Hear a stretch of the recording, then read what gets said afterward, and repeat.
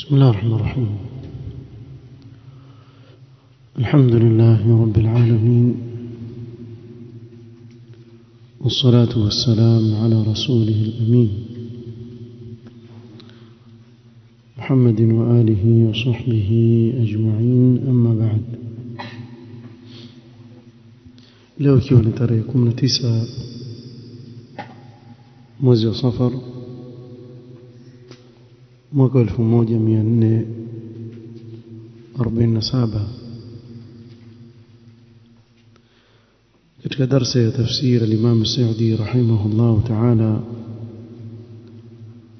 tuendelea na tafsiri ya juzu amma na tulifikia tafsiri ya sura at-Tariq, na tulieleza katika kikao kilichopita kwa ujumla maana hii sura, na leo biidhnillah ta'ala tusoma maelezo ya Imam Sa'di rahimahullah akiwa aieleza hii sura.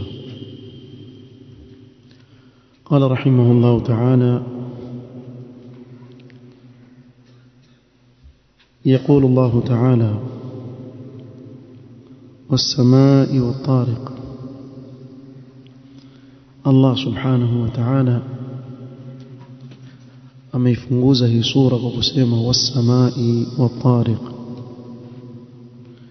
na apa kwa mbingu na kinachokuja usiku. Qala thumma fassara at-tariqa biqawlihi an-najmu ath-thaqib, kisha akafasiri Allah subhanahu wa ta'ala maana ya at-tariq kuwa ni an-najmu ath-thaqib, ni nyota yenye mwanga mkali.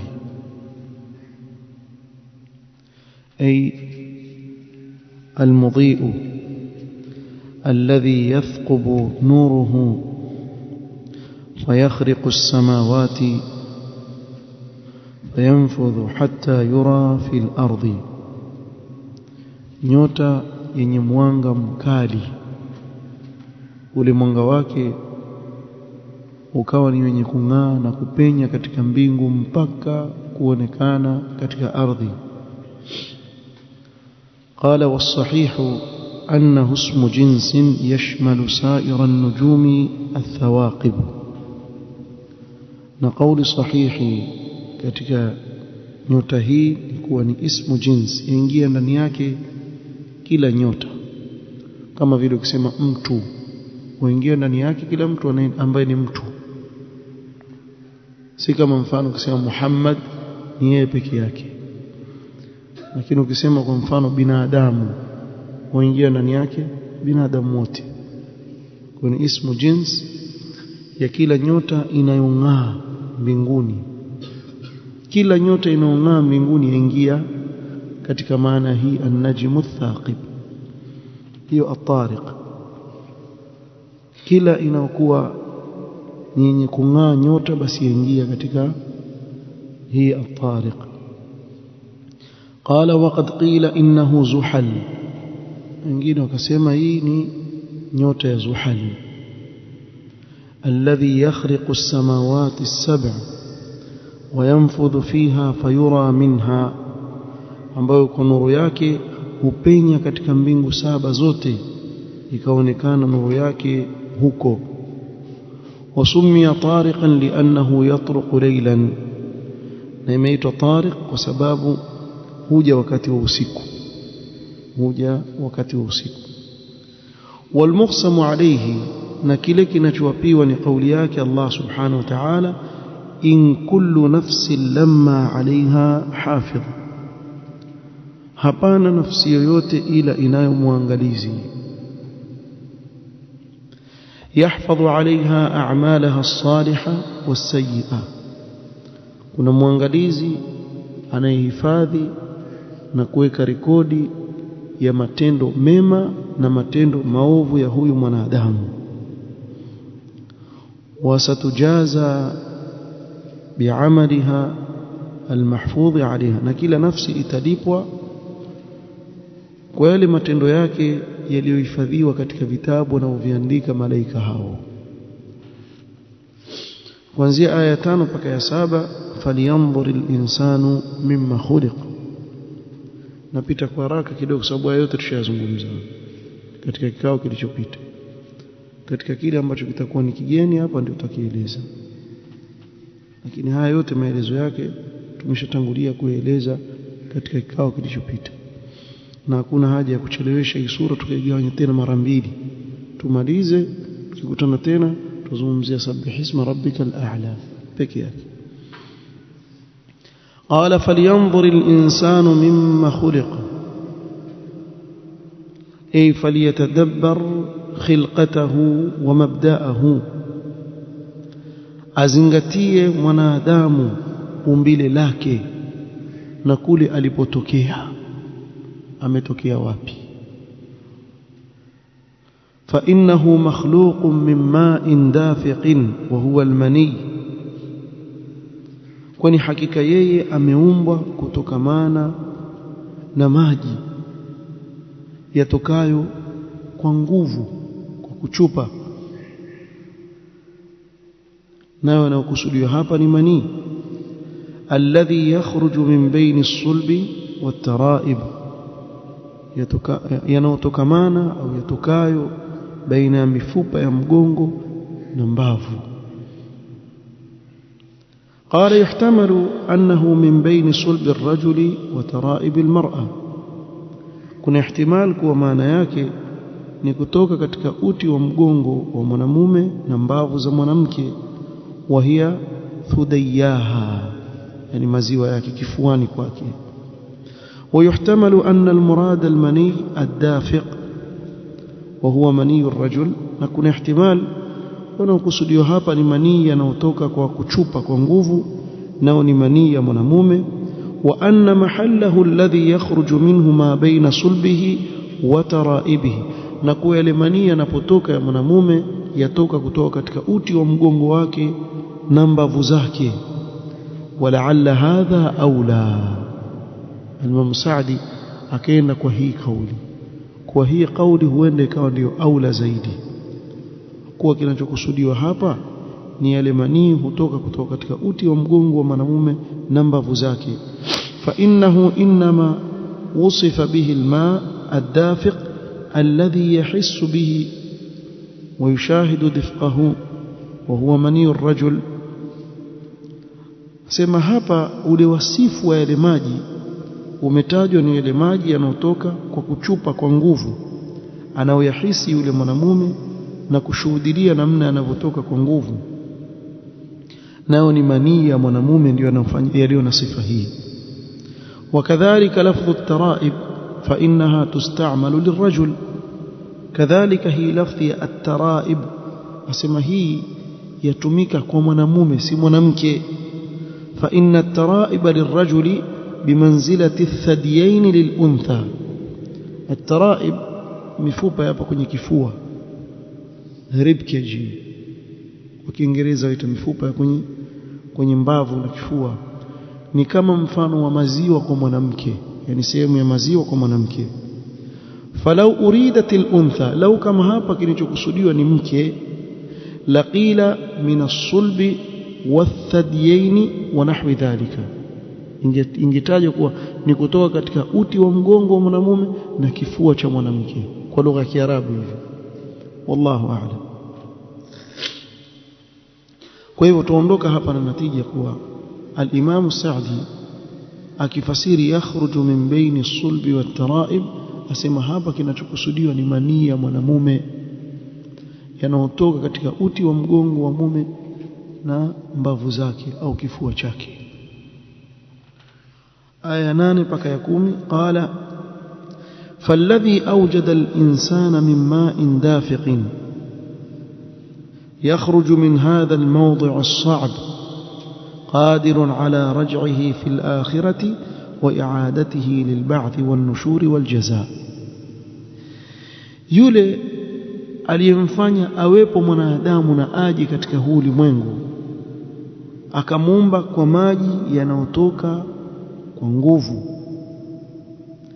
yanayotoka katika sehemu ambayo ni ngumu sana kutoka katika uti wa mgongo, basi ana uwezo wa kumrejesha kesho akhira na kumfufua ili amlipe kwa matendo yake.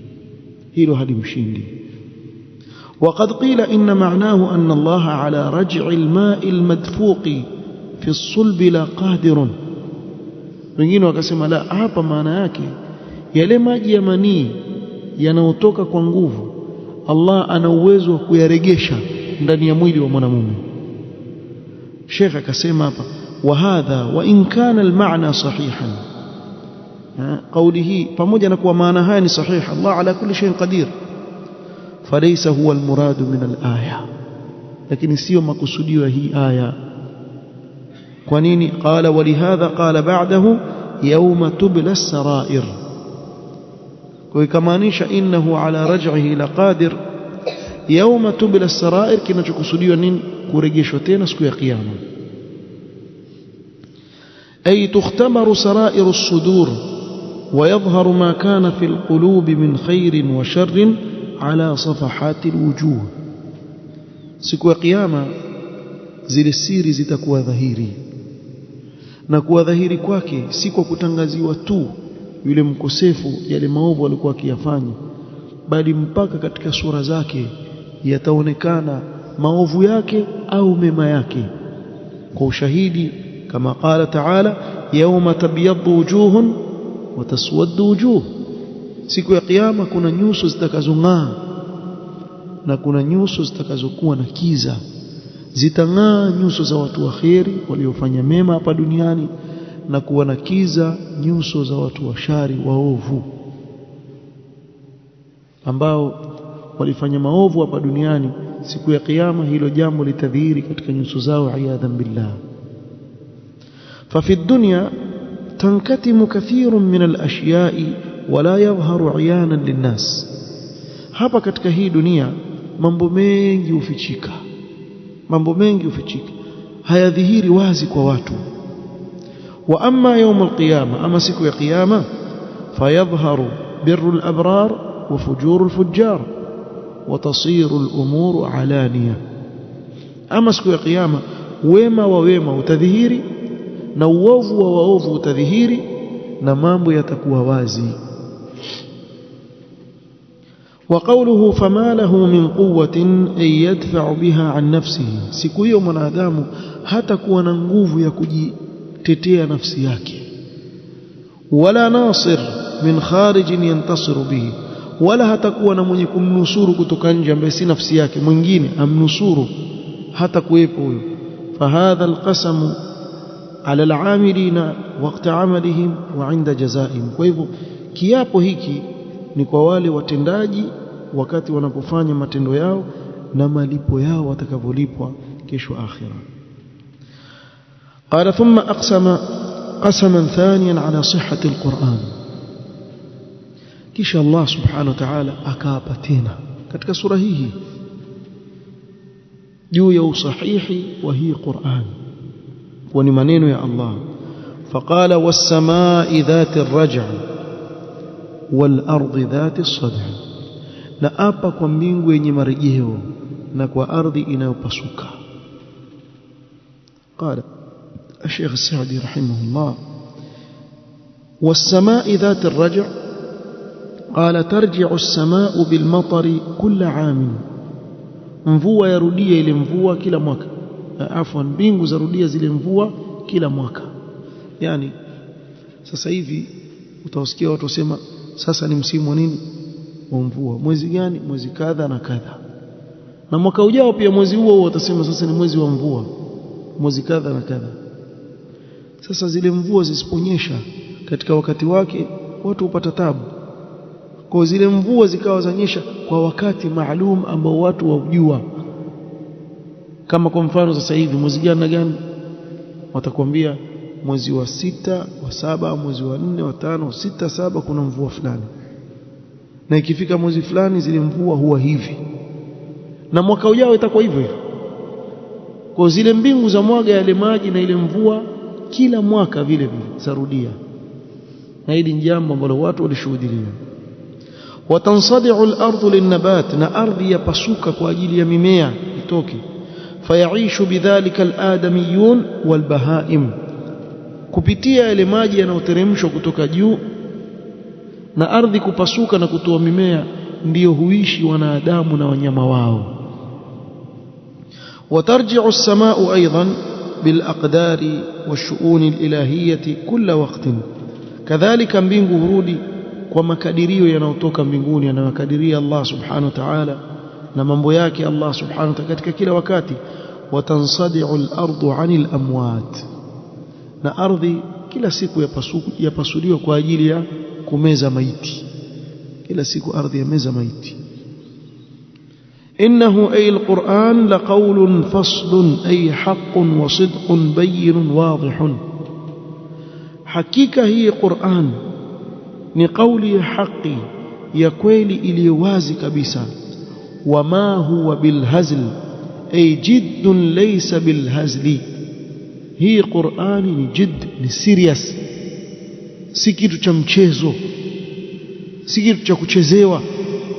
وهو القول الذي يفصل بين الطوائف والمقالات na ndio kauli inaopambanua baina ya makundi mbalimbali yakajulikana makundi ya haki na yakajulikana makundi ya batil. Yale yatakayowafikiana na mafunzo ya Qur'ani na sunna ya Mtume sallallahu alaihi wasallam yakawa ndio yako katika haki, au kile kikundi kitakachowiana na mafunzo ya Qur'ani na sunna ya Mtume sallallahu alaihi wasallam ikawa ni haki, kinyume chake ikawa ni batil. والمقالات الاعتقادات na itikadi za watu mbalimbali zikajulikana itikadi za haki na batil kupitia nini? Qur'an. Qala watanfasilu bihi alkhusumat, na pia mizozo upambanuliwa, akajulikana yule aliyekuwa katika haki na akajulikana aliye katika batil kupitia hii Qur'an. Kwa kitabu hiki Allah amekiteremsha ni chenye kupambanua mambo na kuyaweka wazi. Sijui kwa nini tuweza kusema kuwa leo yarhamkallah waweza kuona watu wapata tabu, Waislamu leo wapata tabu, ukawakuta wadhulumiwa huku nchi fulani wafanya nini huku, lakini ukweli wa mambo yote ni kuwa matatizo yanayotupata na tatuo la matatizo yanayotupata yote Allah subhanahu wa ta'ala ameyazungumza katika kitabu chake, na ukiangalia utayaona wazi kabisa. Sasa la kushangaza ni hili, kwa sisi tuna hiki kitabu ambacho kina ilmu kubwa sana katika kutatulia sisi matatizo yote tuliokuwa nayo, lakini pamoja na hayo mfano wake ni kama ngamia yuko katika jangwa afa kwa kiu na mgongoni amebeba maji. Wewe wafa kwa kiu na mgongoni umebeba maji,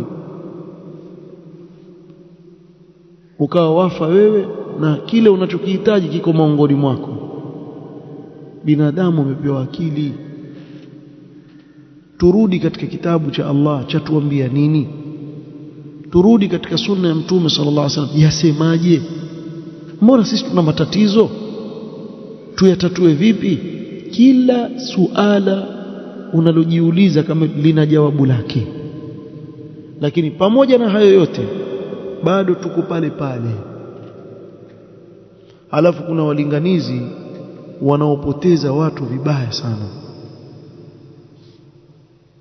Sasa hivi zile propaganda zinazoenezwa dhidi ya Uislamu na nchi za Kiislamu, na wanaoeneza ni Waislamu.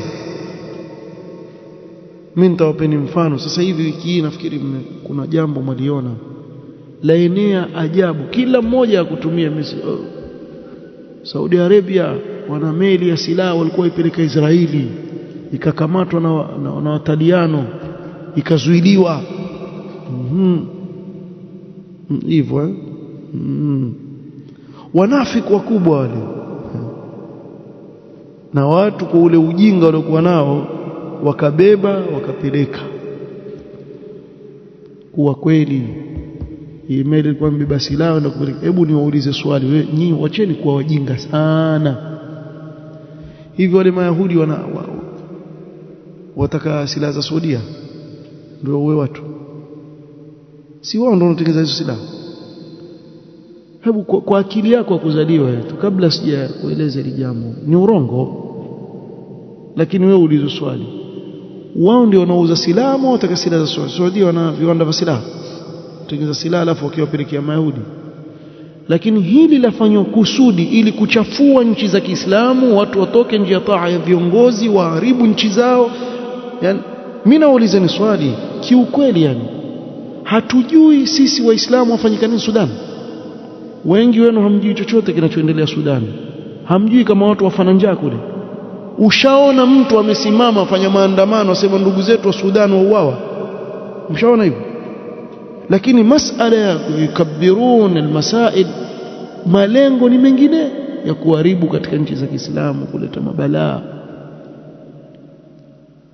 Usokaa chini Muislamu ukasema sisi tuna matatizo, tutafanyaje kuyatatua matatizo yote? Sisi tuongeze matatizo mengine. Muonaje bwana tukiangusha Saudi Arabia kwa hakuna tena nchi, na Jordan pia tuiangusheni, ibaki nini na Misri tuangusheni, tubakie mijidudu vule tu, hatuna mahali pa kuelekea. Umma hauna uongozi, hauna chochote. Yani sisi hatuna kitabu cha Allah kinachotuongoza, tumebaki sisi mambo yetu ni propaganda, ujinga, upuzi ndio unaendelea. Alafu mtasema hao watetea, so tutaitetea ile nchi maadamu iko katika haki, na maadamu mwasema uongo tutawaambia watu. Ni kama kwa mfano leo vijana wengi wapotezwa, badala ya kurejeshwa katika Qur'an na Sunna, waadhimishiwa bwana mmoja aitwa Sayyid Qutb. Na utawasikia wale mahizbi Qutbiyuna wakizungumza, utawasikia wasema alipoambiwa arudi nyuma akasema kidole changu hiki ambacho mimi nanyosha kwenye shahada wakati na swali akiwezi kuandika kuomba msamaha kwa mataghut. Mwanzo uliza aishikiwa nini akanyongwa Sayyid Qutb, mbona hamsemi? Mwaka 1965 amepanga Sayyid Qutb na kikundi kumuua rais wa nchi. Jamaa jambazi, wakagunduliwa na serikali na vyombo vya serikali kuwa walikuwa washapanga mpango wa kumuua rais. Sasa mimi nataka kuwauliza, nchi yoyote ikigundua kuwa kuna mtu fulani amepanga kumuua rais, yatakana ifanye nini? Impe askirimu, fahamu, na mandi ale akae. Umeelewa? Usilete mchezo wewe, fanya mchezo wewe.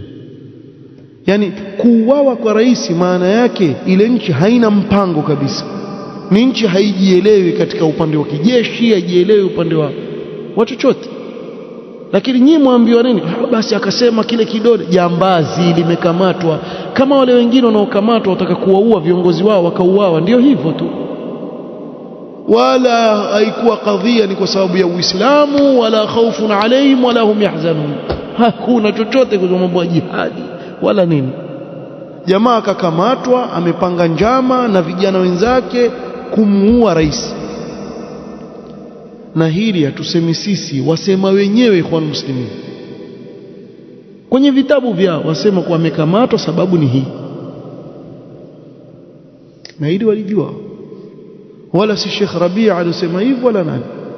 Makina madakhila nyinyi mmesema wenyewe. Lakini mtaona vijana wapotezwa, hawarudishwi katika kurudi kwenye dini ya sawa. Kazi yao wao ni kuadhimisha watu ambao hawastahiki kuadhimishwa. Sasa baada ya kumuona huyu mtu kuwa ni hero, basi utasoma vitabu vyake. Ukisoma vitabu vyake ni ugaidi mtupu uko ndani. Ndio muona vichwa vya vijana hawaelewi. Badala ya kuwarejesha katika dini ya Allah, wakawavurumiza katika viwanja huko vya vita visivyoeleweka, wakaenda wakamalizwa kule. Tuna Qur'ani jamaa, innahu laqawlun fasl wama huwa bilhazl. Lau kama watu wangeshikamana kitabu kisawa sawa, wakakisoma wakakifuata, wakakaa chini ya wanawavioni, wakawaeleza dini ya Allah yasemaje, basi leo tungelikuwa tuko mbali, tuachelewa kwa muda mfupi tu. lakini wapi bwana jamaa hufanya chuki hawa dhidi ya watu wa sunna, chuki. Wale wanaowaita wao katika kurudi katika ile njia ya sawa, hao ndio maadui. wama huwa bilhazl innahum ay almukaththibina lirrasul sallallahu alayhi wasallam wa lilquran, hakika hao wanaomkadhibisha mtume sallallahu alayhi wasallam na kuikadhibisha Qur'an, yakiduna kaida ay liyadfa'u bikaydihim alhaqqa wa yuayidu albatila, wapanga mipango na kufanya vitimbi kwa vitimbi vyao ili waiangushe haki na kuitia nguvu batil. Wa akidu kaida, na mimi pia napanga mambo na mipango liidhhari alhaqi, ili kuidhihirisha haki, walau kariha alkafirun, hata wakichukia makafiri. Walidaf'i ma ja'u bihi min albatil, na kuzuia ile batil waliokuja nayo. Qala wa yu'lamu bihadha min alghalibi fa inna aladami ad'afu wa ahqaru min an yughaliba alqawiy alalim fi kaydihi. Na hili jambo lajulikana, liko wazi. Binadamu bana ni dhaifu mno, hawezi kushindana na yule aliyemuumba subhanahu wa ta'ala. Lakini famahilil kafirina amhilhum ruwaida ay qalilan fasayalamuna aqibata amrihim hina yanzilu bihim aliqab. Wawache, wape muhula makafiri, wape muhula mdogo tu, kidogo tu, watajua mwisho wa jambo lao pale watakapoteremkiwa na adhabu ya Allah subhanahu wa ta'ala. Kwa ndio maelezo ya Imam Sa'di rahimahullah ta'ala katika sura hii, na biidhnillah ta'ala idha ahyana Allah tukikutana tena tuzungumzia suratu al-a'la, sabbih isma rabbika al-a'la. نكتفي بهذا القدر والله تعالى أعلم. سبحانك وبحمدك أشهد أن لا إله إلا أنت أستغفرك وأتوب إليك. بارك الله فيك.